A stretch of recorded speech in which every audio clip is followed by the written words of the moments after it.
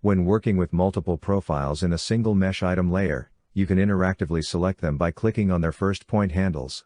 Once active, simply select one of the convex corner handles to set the first point.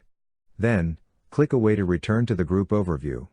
As you can see here, you can rapidly switch between profiles to hide or control where the UV seams will be located when these profiles are extruded. And, to save time, you can quickly apply your settings from one profile to all profiles, using the handy Apply to All buttons in the user interface. Finally, to remove the inset points, or other collinear points from your profiles, simply reactivate this tool and select the Remove Collinear Points option. And that's how you work with multiple profiles, using the Profile Rebuilder tool.